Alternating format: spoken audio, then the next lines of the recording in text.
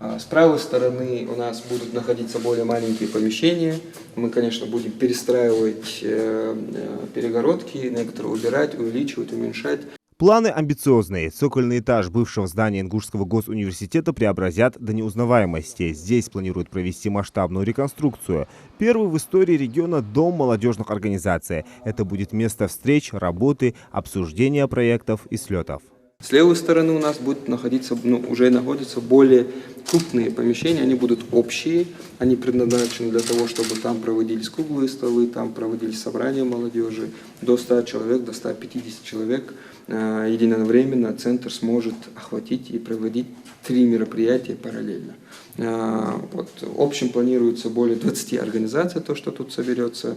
Более того, удастся создать около 40 рабочих мест. Центр обустроит всем необходимым оборудованием по последнему слову техники. Всего региональный комитет по делам молодежи выиграл в грантовом конкурсе более 65 миллионов рублей. Часть из них пойдет на реализацию крупных республиканских мероприятий, другая на ремонт и запуск Дома молодежных организаций. Площадь перемен более 950 квадратных метров. Для того, чтобы создать центр, нужно было найти подходящее помещение. Мы искали из региона, нам выделили Министерство имущества и руководство региона выделило именно это помещение, которое мы будем ремонтировать.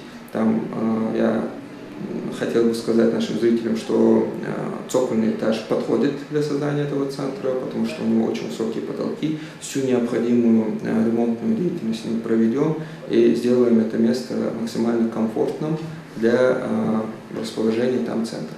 14 офисных помещений будут представлены как штабы всех молодежных организаций региона, тем самым оправдывая название нового дома. Инициативные ребята смогут проводить свои мероприятия и реализовывать молодежную политику. Активисты такой новости рады. Дом молодежи организации будет для нас очень актуальный и будет хорошая поддержка.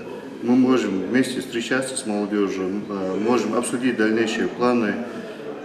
Также у нас получится лучше общаться друг с другом и развиваться. Заявку Комитет по делам молодежи отправлял на масштабный конкурс еще в прошлом году, однако тогда она не прошла. Доработав и исправив прежние ошибки, Ком молодежи показал отличный результат. Программа входит в национальный проект «Образование». Это один из 12, которые были инициированы и запущены по поручению главы государства Владимира Путина в 2019 году. Дом молодежной организации у нас идет в рамках проекта «Регион для молодых». Еще в 2022 году руководитель федерального агентства Ксения Разуваева анонсировала создание нового проекта, в рамках которого